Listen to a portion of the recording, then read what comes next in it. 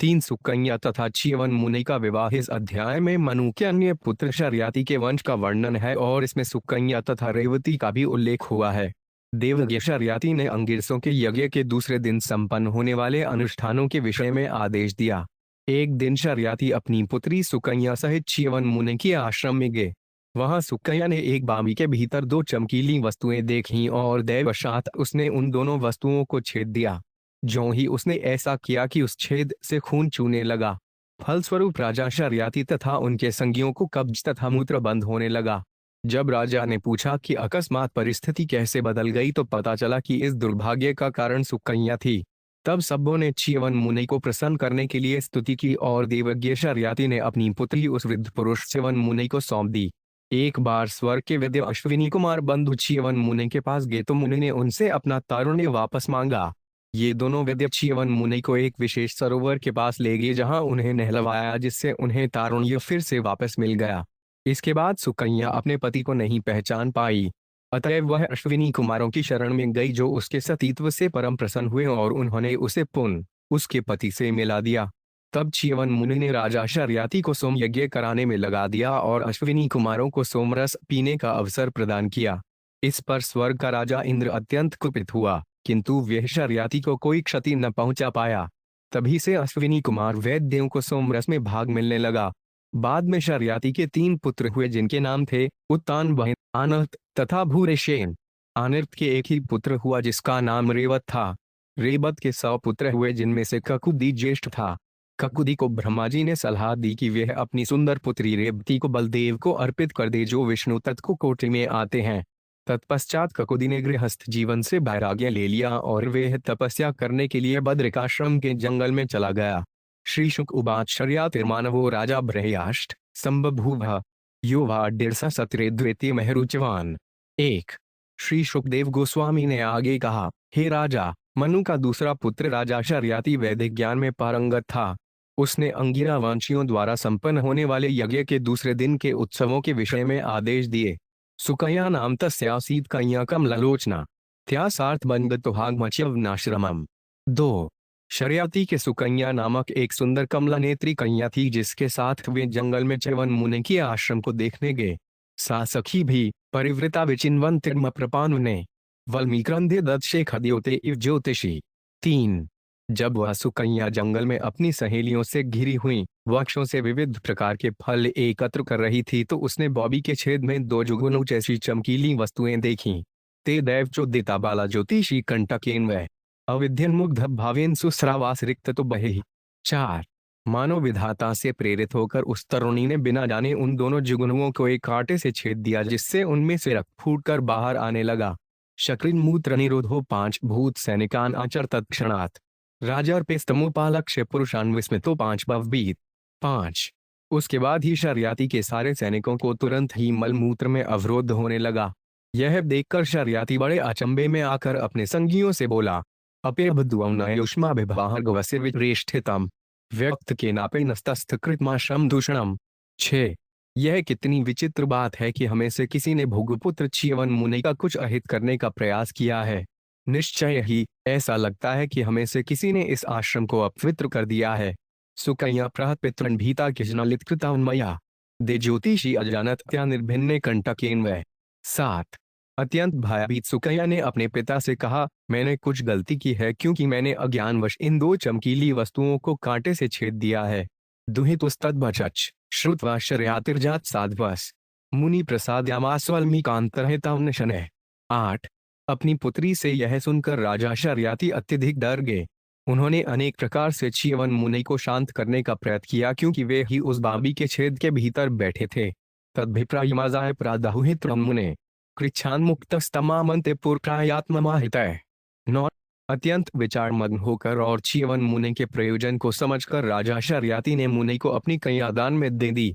इस प्रकार बड़ी मुश्किल से संकट से मुक्त होकर उसने च्यवन मुनि से अनुमति ली और वह घर लौट गया।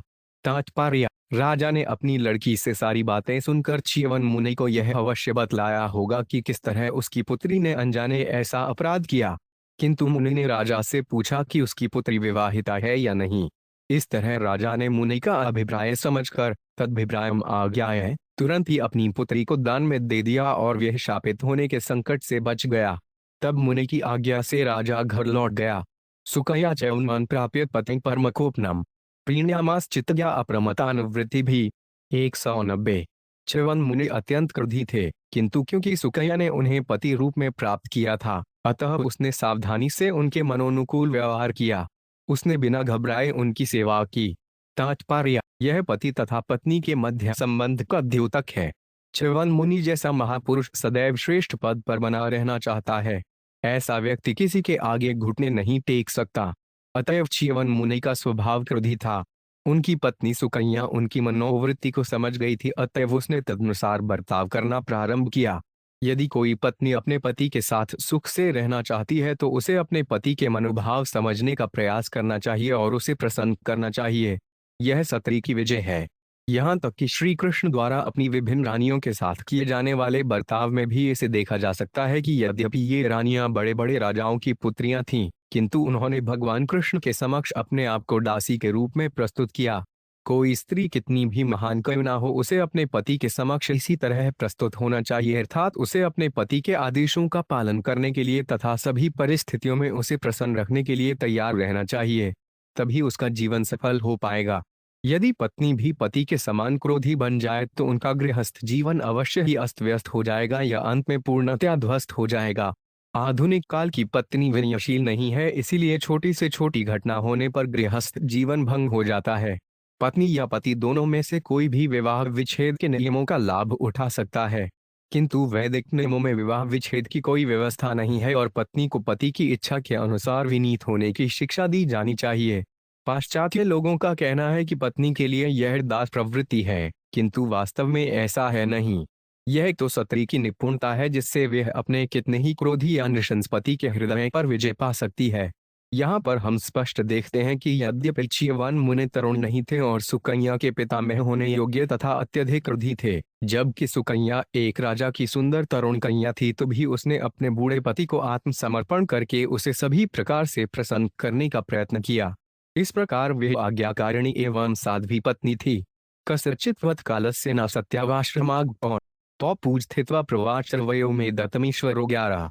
कुछ काल बीतने के बाद दोनों अश्विनी कुमार जो स्वर्गलोक के विदित थे, च्यवन मुनि के आश्रम आए। उनका सत्कार करने के बाद च्यवन मुनि ने उनसे यौवन प्रदान करने के लिए प्रार्थना की, क्योंकि वे ऐसा करने में सक्षम थे। तात्पर्य, अश्विनी कुमार जैसे स्वर्ग के वैद्य किसी को भी, चाहे वे वृद्ध क्यों ना हो, जवानी दे सकते थे। निसंदेह बड़े बड़े योगी अपनी योग शक्ति से शव में भी जीवन फूंक सकते हैं, यदि शरीर की संरचना बिगड़ी नहीं हो। शुक्राचार्य द्वारा बलि महाराज के सैनिकों के उपचार के प्रसंग में हम इसको व्याख्या कर चुके हैं। यद्यपि आधुनिक चिकित्सा शास्त्र शव को जीवित करने या वृद्ध शरीर में जवानी लाने में असमर्थ है, किंतु इस श्लोकों से पता चलता है कि यदि कोई वैदिक शास्त्र से ज्ञान प्राप्त कर ले तो ऐसा उपचार संभव है। दोनों अश्विनी कुमार धन्वंतरि के ही समान आयुर्वेद में पटु थे। यदि भौतिक विज्ञान की प्रत्येक शाखा में पूर्णता प्राप्त की जानी है तो इसे प्राप्त करने के लिए वैदिक साहित्य का अवलोकन करना चाहिए, किंतु सबसे बड़ी पूर्णता सिद्धि तो भगवान का भक्त बनना है। इस पूर्णता प्राप्ति के लिए श्रीमद् भागवत का अवलोकन करना चाहिए, जो वैदिक कल्पत्रु का पक्व फल माना जाता है। निगम कल्पत्रोगलित फल है ग्रह ग्रहीशे सोमस्य वामप्य सुम्पो क्रियता में वयोरूप प्रमदानाय दीप्सितम। 12। च्यवन मुनि ने कहा, यद्यपि तुम दोनों यज्ञ में सोमरस पीने के पात्र नहीं हो, किंतु मैं वचन देता हूँ कि मैं तुम्हें सोमरस का पूरा बर्तन भर कर दूंगा। कृपा करके मेरे लिए सौंदर्य तथा तारुण्य की व्यवस्था करो, क्योंकि तरुणी स्त्रियों को ये आकर्षक लगते हैं। बाड्मित्युस्तुर्ति प्रम्भिनय भेषक्तमोड निमज्नता भवनस्मिन् हृदय सिद्ध विनिर्मिते। 13। उन महान वैद्य अश्विनी कुमारों ने च्यवन मुनि के प्रस्ताव को सहर्ष स्वीकार कर लिया। उन्होंने उस ब्राह्मण से कहा, आप इस सिद्धिदायक झील में गोता लगाइए। जो इस झील में नहाता है उसकी कामनाएं पूरी होती हैं। इत्युक्त जर्याग्रस्त देहो धम निसंततः हृदय प्रवेश तो 5 श्रीभ्यावली प्लेत विग्रह। 14। यह कहकर अश्विनी कुमारों ने च्यवन मुनि को पकड़ा, जो वृद्ध थे और जिनके रुग्ण शरीर की चमड़ी जुलाई रही थी, बाल सफेद थे तथा सारे शरीर में नसें दिख रही थीं, और वे तीनों उस झील में घुस गए। तात्पर्य, च्यवन मुनि इतने वृद्ध थे कि वे अकेले झील में नहीं घुस सकते थे। अतः अश्विनी कुमारों ने उनका शरीर पकड़ा और वे तीनों झील में घुस गए। पुरुषास्त्र उत्तस्थुर्पीव्या वनिता प्रिया पदास्त्र जय कुंडलिनस्तुल्य रूपा सुवास है। 15। तत्पश्चात झील से 3 अत्यंत सुंदर स्वरूप वाले व्यक्ति ऊपर उठे। वे अच्छे वस्त्र धारण किए थे और कुंडलों तथा कमल की मालाओं से विभूषित तीनों ही समान सुंदरता वाले थे। तानिरीक्षवरारोह स्वरूपान सूर्य वर्चस अजांति पति साध्वी अश्विनौ शरणम न्यायों। 16। साध्वी एवं परम सुंदरी सुकन्या अपने पति एवं उन दोनों अश्विनी कुमारों में अंतर न कर पाई क्योंकि वे समान रूप से सुंदर थे। अतएव अपने असली पति को पहचान पाने में असमर्थ होने के कारण उसने अश्विनी कुमारों की शरण ग्रहण की। तात्पर्य, सुकन्या उन तीनों में किसी को भी अपना पति चुन सकती थी क्योंकि उनमें अंतर कर पाना कठिन था, किंतु सती होने के कारण उसने अश्विनी कुमारों की शरण ग्रहण की जिससे वे उसका असली पति बतला सकें। सती स्त्री अपने पति के अतिरिक्त अन्य किसी पुरुष को कभी भी स्वीकार नहीं करेगी, भले ही कोई उसी के समान सुंदर तथा योग्य क्यों न हो। दर्शयित्वा पति तस्य पातिवतेन्तोषितो ऋषि ममंतुर्भिमानेन त्रिविष्टपम। 17। दोनों अश्विनी कुमार सुकन्या के सतीत्व एवं निष्ठा को देखकर अत्यंत प्रसन्न हुए, अतः उन्होंने उसे उसके पति इच्छिवन मुनि को दिखलाया और फिर उनसे अनुमति लेकर वे अपने विमान से स्वर्गलोक को वापस लौट गए। यशक्षमाणु 5 ठशर्यातिशयनश्चयारमगत ददर्श द्रिहेतु पार्श्वे पुरुष सूर्यवर्चसम। 18। तत्पश्चात यज्ञ संपन्न करने की इच्छा से राजा शर्याति च्यवन मुनि के आवास में गए। वहां उन्होंने अपनी पुत्री के बगल में सूर्य के समान एक तेजस्वी सुंदर तरुण पुरुष को देखा। राजा टूहे त्वन प्राकृत पादाभिवंदनाम आशीषश्चा प्रयुज्ञानो नाति प्रीतिम नाइव। 19। राजा की पुत्री ने पिता के चरणों की वंदना की, किंतु राजा उसे आशीष देने की बजाय उससे अत्यधिक अप्रसन्न प्रतीत हुआ और उससे इस प्रकार बोला, निकीर्षितां ते कृमिद्वान् पत्तिस्त्वया प्रलंभितो लोक नमस्कृतो मुनि यह त्वंजराग्रस्तम सत्य संपत्तां विहाय जार्भत्सेन मरुमध्वगम। 20। हे दुष्ट लड़की, तुमने यह क्या कर दिया? तुमने अपने अत्यंत सम्मानीय पति को धोखा दिया है क्योंकि मैं देख रहा हूं कि उसके वृद्ध, रोगग्रस्त तथा अनाकर्षक होने के कारण तुमने उसका साथ छोड़कर इस तरुण पुरुष को अपना पति बनाना चाहा है जो भिक्षुक जैसा प्रतीत होता है। वैदिक संस्कृति तात्पर्य, इससे वैदिक संस्कृति की महत्ता झलकती है। परिस्थितिवश सुकन्या को ऐसा पति दिया गया था जो उसकी तुलना में वृद्ध था। चूंकि च्यवन मुनि रुग्ण एवं अतिवृद्ध थे, अतः वे निश्चित रूप से राजा शर्याति की सुंदर पुत्री के अनुरूप न थे। फिर भी उसके पिता चाहते थे कि वह अपने पति की आज्ञाकारिणी बनी रहे। अतएव जब पिता ने सहसा देखा कि उसकी पुत्री ने किसी अन्य को पति बना लिया है, यद्यपि वह तरुण तथा सुंदर था, तो भी उसने तुरंत ही उसे अस्ति कहकर दुत्कारा क्योंकि उसने यह कल्पना कर ली कि उसकी पुत्री ने अपने पति के रहते किसी अन्य को पति बना लिया है। वैदिक संस्कृति के अनुसार यदि कोई तरुणी किसी वृद्ध को भी ब्याह दी जाए तो उसे आदरपूर्वक उसकी सेवा करनी चाहिए। यही सतीत्व है। ऐसा नहीं है कि यदि वह अपने पति को नहीं चाहती तो उसे छोड़ दे और दूसरा पति कर ले। यह वैदिक संस्कृति के विरुद्ध है। वैदिक संस्कृति के अनुसार माता पिता द्वारा कन्या जिसको सौंप दी जाती है उसे ही पति मानकर उसे उसकी आज्ञाकारिणी बनना और सती रहना होता है। इसीलिए राजा शर्याति सुकन्या के बगल में एक तरुण पुरुष को देखकर चकित हो गए। कथमतिस्ते था सताकुल प्रसूते कुलदूषणविदम बिभर्षि जायद पत्र पाकुल अनपितुष्ण भरतुष्ण सिद्धस्तमैकेस। हे पूज्य कुल में उत्पन्न मेरी पुत्री, तुमने अपनी चेतना को किस तरह इतना नीचे गिरा दिया है? तुम किस तरह पर पति को इतनी निर्लज्जता पूर्वक रख रही हो? इस तरह तुम अपने पिता तथा अपने पति दोनों के कुलों को नरक में धकेल कर बदनाम करोगी।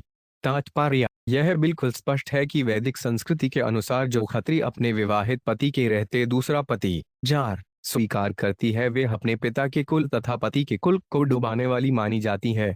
आज भी इस विषय में ब्राह्मणों, क्षत्रियों तथा वैश्यों के सम्मानित कुलों में वैदिक संस्कृति के नियमों का हरता से पालन होता है। इस विषय में केवल शूद्र ही पतित होते हैं। जैदिक संस्कृति में ब्राह्मण, क्षत्रिय या वैश्य कुल की स्त्री के लिए विवाहित पति की उपस्थिति में दूसरा पति स्वीकार करना या विवाह विच्छेद की मांग करना या परपति को प्रेमी बनाना अमान्य है। अतएव राजा शर्याति च्यवन मुनि के स्वरूप परिवर्तन की असलियत न जानने के कारण अपनी पुत्री के ऐसे आचरण को देखकर आश्चर्यचकित हुए। एवं ब्रुवाणन पितृंस्माना शूत्रस्मिता उब्रात्मतात जामाता तवैश भुगुनंदनय। 22। किंतु अपने सतीत्व पर गर्वित सुकन्या अपने पिता की डॉट फटकार सुनकर मुस्काने लगी। उसने हंसते हुए कहा, है पिता, मेरी बगल में बैठा यह तरुण व्यक्ति आपका असली दामाद भृगुवंश में उत्पन्न च्यवन मुनि है। तात्पर्य: यद्यपि पिता ने यह सोचकर अपनी पुत्री को फटकारा था कि उसने दूसरा पति स्वीकार कर लिया है, किंतु पुत्री जान रही थी कि वह पूर्णतया ईमानदार तथा सती है, इसीलिए वह हंस रही थी। जब उसने बताया कि उसका वृद्ध पति च्यवन मुनि ही बदलकर तरुण पुरुष बन गया है, तो उसे अपने सतीत्व पर गर्व हुआ और इसीलिए वह अपने पिता से बातें करते समय मुस्कुरा रही थी। शश्रूंस पित्रे तत्सर्ववयोरूपाभिलंभनम विस्मितः परमप्रीतस्तय परिशस्वजिते इज। तब सुकन्या ने बतलाया कि किस तरह उसके पति को तरुण पुरुष का सुंदर शरीर प्राप्त हुआ। जब राजा ने इसे सुना तो वे अत्यधिक चकित हुआ और परम हर्षित होकर उसने अपनी प्रिय पुत्री को गले से लगा लिया। सोमेन याज्ञन वीरन ग्रह सोमस्य चाग्रहितो अस्मोम पौरप्यशिनो च्यवन स्वेन तेजसा। 24। च्यवन मुनि ने अपने पराक्रम से राजा शर्याति से सोम यज्ञ संपन्न कराया।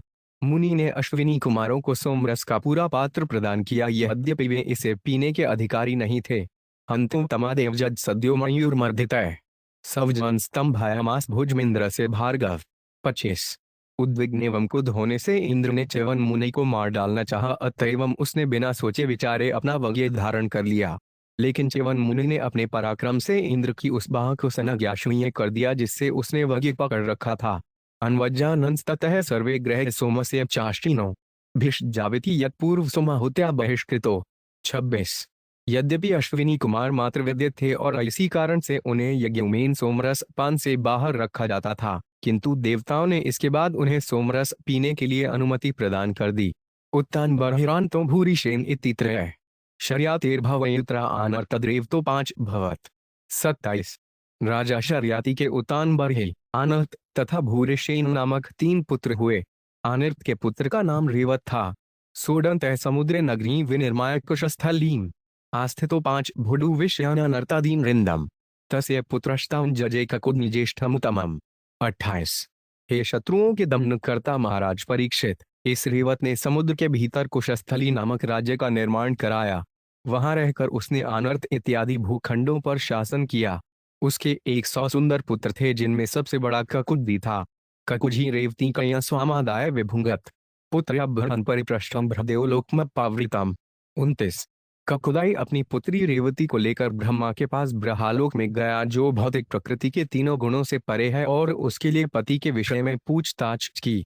तात्पर्य: ऐसा लगता है कि ब्रह्मा का धाम ब्रह्मलोक भी भौतिक प्रकृति के तीनों गुणों से परे है। अपावृतम आवर्तमाने गांधर्व स्थितो लब्धक्षण क्षणम तदंत आद्यमानम ये स्वाभिप्रायान यवेद्यत। 30। जब ककुदी वहां पहुंचा तो ब्रह्मा जी गंधर्वों का संगीत सुनने में व्यस्त थे और उन्हें बात करने की तनिक भी फुर्सत न थी। अतएव ककुजी प्रतीक्षा करता रहा और संगीत समाप्त होने पर उसने ब्रह्मा जी को नमस्कार करके अपनी चिरकालीन इच्छा व्यक्त की। तछूत्वा भगवतान भयाप्रहस्यथ तमुवात्रः अहो राजनिरुदास्ते कालीन हृदय कृता। 31। उसके वचन सुनकर शक्तिशाली ब्रह्मा जी जोर से हंसे और ककुजी से बोले, हे राजा, तुमने अपने हृदय में जिन लोगों को अपना दामाद बनाने का निश्चय किया है वे कालक्रम से मर चुके हैं। तत्पुत्र पौत्र नप्तुणा गोत्राणि च नश्रिन पहे कालो 5 भियातस्त्रिणवक नतुर्युग विकल्पित। 32। 27 चतुर्युग बीत चुके हैं। तुमने जिन लोगों को रेवती का पति बनाना चाहा होगा वे अब सब चले गए हैं और उनके पुत्र पौत्र तथा अन्य वंशज भी नहीं रहे हैं। अब तुम्हें उनके नाम भी नहीं सुनाई पड़ेंगे। तात्पर्य: ब्रह्मा जी के एक दिन में 14 मनु या 1000 महायुग बीत जाते हैं। ब्रह्मा जी ने राजा ककुदमी को सूचित किया कि पहले ही 27 महायुग बीत चुके हैं, जिनमें से प्रत्येक में 4 युग सत्य, त्रेता, द्वापर तथा कलियुग होते हैं। उन युगों में उत्पन्न सारे राजा तथा महापुरुष पहले ही विस्मृत हो चुके थे। भूत, वर्तमान तथा भविष्य से होकर गतिशील काल की यही रीति है। तद्गच्छ देवदेवांशो बलदेवो महाबल कन्यार लमिध्वन राजन रतलाय देह भो। 33। है राजा, तुम यहाँ से जाओ और अपनी पुत्री भगवान बलदेव को अर्पित करो, जो अभी भी उपस्थित हैं। वे अत्यंत शक्तिशाली हैं। निस्संदेह वे भगवान हैं और उनके स्वांश विष्णु हैं। उन्हें दान में दिए जाने के लिए तुम्हारी पुत्री सर्वथा उपयुक्त है। भुवो भारावताराव भगवान वृत भावन अवतीर्णो निजाशेन पुण्य श्रवण कीर्तन। 34। बलदेव जी भगवान हैं। जो कोई उनका श्रवण और उनका कीर्तन करता है वे पवित्र हो जाता है। चौकी वे समस्त जीवों के सतत हितैषी हैं, अतः वे अपने सारे साज सामान सहित सारे जगत को शुद्ध करने तथा इसका भार कम करने के लिए अवतरित हुए हैं। इत्यादि स्टोड्भिवंयाजनृप स्वपुरमागतय त्यक्तां पुण्यजनत्रासाद भ्रातृभिर्दिक्वस्थित। 35। ब्रह्मा जी से यह आदेश पाकर ककुदी ने उन्हें नमस्कार किया और अपने निवास स्थान को लौट गया।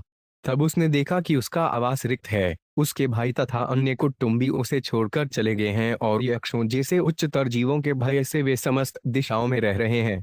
सुत आदत्वान्वध्यायी बलाय बलशालिने बद्यखिलगतो राजा तप्तु नारायणाश्रमम। 36। तत्पश्चात राजा ने अपनी परम सुंदरी पुत्री परम शक्तिशाली बलदेव को दान में दे दी और सांसारिक जीवन से विरक्त होकर वह नर नारायण को प्रसन्न करने के लिए बद्रिकाश्रम चला गया। इस प्रकार श्रीमद् भागवत के 9वें स्कंद के अंतर्गत सुकन्या तथा च्यवन मुनि का विवाह नामक तीसरे अध्याय के भक्ति वेदांत तात्पर्य पूर्ण हुए।